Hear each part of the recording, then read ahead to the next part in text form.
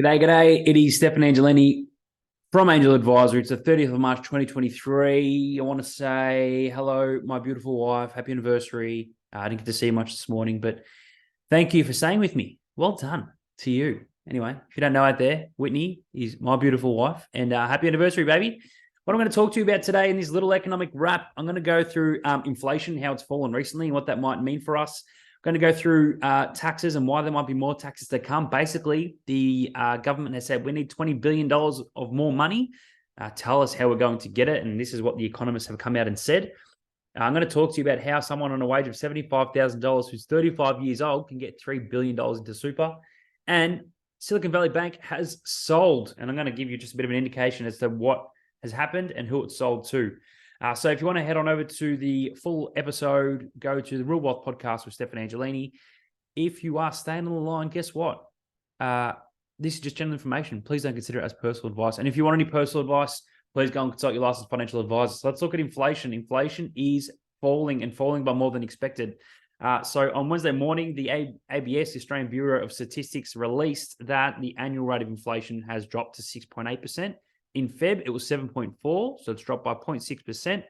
Now, January, it was at 8.4%. So it's come down a fair bit, which is absolutely fantastic. And that's what we want to see. Inflation's starting to come off because that's what's going to make the Reserve Bank stop raising rates because they want to see that inflation figure coming down. The most significant contributors the biggest contributor was the increasing house prices. And that's probably going to continue to be impacting on inflation because rents will continue to increase. Now, the inflation rate was 6.8%, but a lot of economists expect it to be 7.1%. So it's falling by faster than expected, which is a great sign. So let's hope it keeps up. Next, I'm going to move on to taxes. So basically, the government has issued a paper and said, can you please find us an extra $20 billion per year to help fund government priorities like building nuclear submarines, responding to climate change, and do a few other things. So some of Australia's top economists, so there was actually 59 leading economists, were surveyed to say, what would you do out of 13 different options? Now, let me tell you what they've actually said. A majority, 40% of them said you should introduce or increase land taxes. So that is going to hurt property owners. Increase resources taxes. So obviously we know we make a lot of money in resources. 25% of them said we should wind back negatively geared property deductions. Now, you probably know that in other countries that don't allow negative gearing. 25% broadened the set of goods and services in GST, so added more things into the GST calculations. 22% introduced an inheritance tax. 22% also said tax windfall profits. 20% said we should increase the GST. 20% also said you should wind back superannuation tax concessions. 15% said wind back capital gains breaks on family homes. So actually tax gains made on family homes. And then a small portion, tiny portion said wind back franking credits. A small portion said wind back job seeker and pension payments. That's the age pension. So a majority saying land taxes, resource taxes, or stop negatively geared properties. So that might be one of the things that Labor will introduce to try and get more money into their pocket so they can go and fund some of these things. So watch out this space, watch this space. So you would have seen recently that the government said, Jim Chalmers has come out and said that we're going to tax anyone with more than $3 million in their super fund.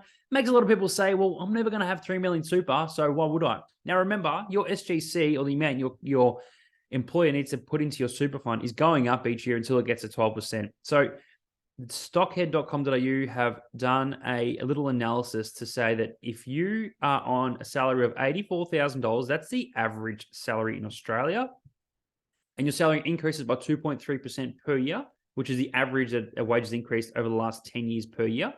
And if you're a 35-year-old and you start with $75,000 in super, now that's what the average 35-year-old has, $75,000 in super. Now, you need to make your super grow by 7 to 8%, but all you need to do is salary sacrifice an extra 3% of your wage per year and add on an extra $5,000 of non-concessional contribution. So that's savings you've got and add it into super. Then by the age of 65, so from 35 to 65, then they say you should have a bit more than $3 million in super. So that's it. Make extra contributions, make sure you salary sacrifice, so you're getting deductions there, and you'll be able to grow your balance.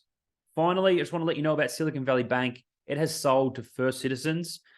So First Citizens have come in and bought it for they've bought $500 million in stock. The day they bought it, First Citizens shares jumped by 50%. So what did they do? They've assumed their banking assets. So their banking assets of $110 billion. They've got deposits of $56 billion and loans of $72 billion as a part of the deal. So the FDIC has come out and said the $72 billion purchase of SVB's assets came at a discount of $16.5 billion. So what that basically shows us is that the world does go on. Things do get fixed. People do come in and buy up different banks. And so there's a lot of movement in that banking sector at the moment. But yes, small banks are still getting hurt. So that's a little bit of a wrap today. Go off and have a great day. The F1 has started. So go Ferrari. See ya.